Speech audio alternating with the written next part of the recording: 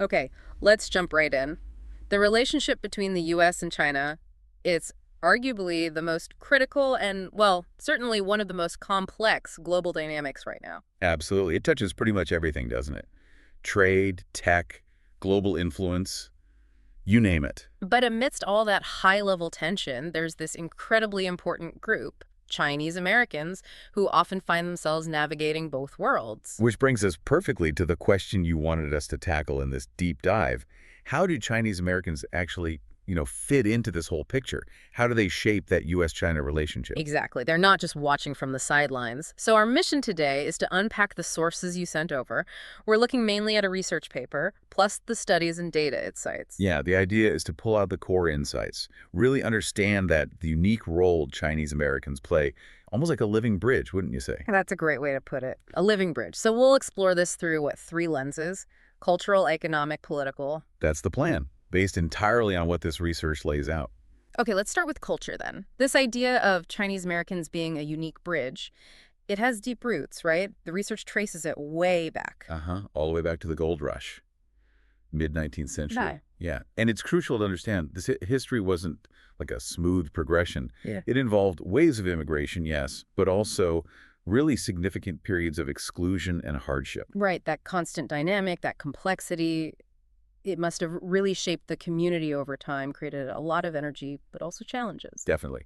And what jumps out from the data is how many maintain strong ties to both cultures. Yeah. The study notes, what, about a third were born here and 40% grew up in the U.S. So a huge number have this inherent lived understanding of both American and Chinese perspectives. That's pretty It significant. really is. That dual understanding makes them incredibly effective, potentially, as cultural ambassadors. They can navigate nuances, bridge communication gaps.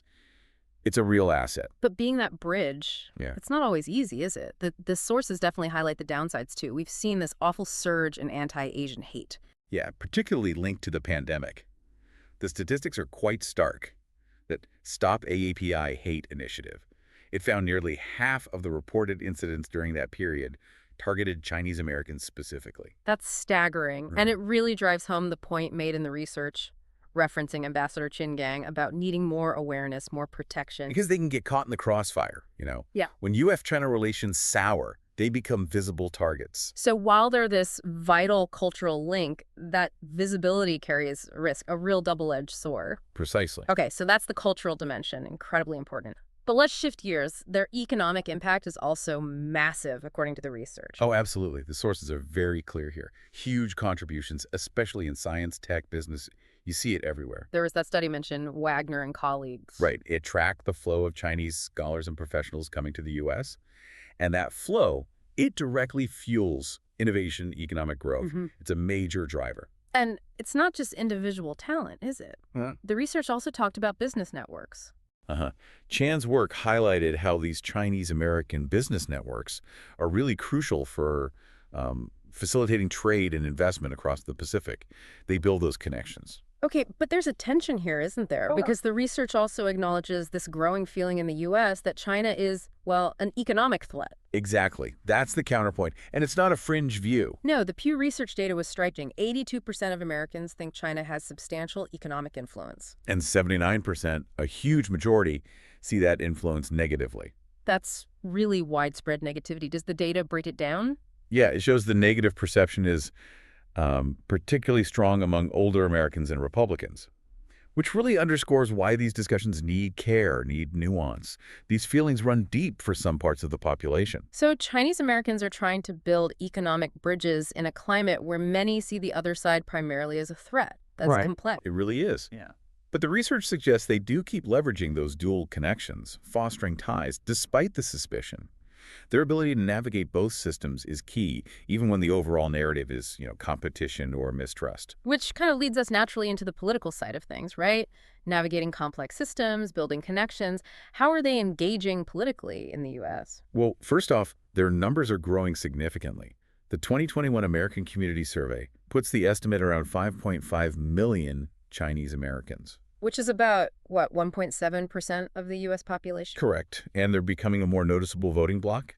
Registration is up, participation is increasing. They're a fast-growing group in that sense. Politically diverse, I imagine. Oh, absolutely. Yeah. Very diverse. Right. But the research does find a common interest for many.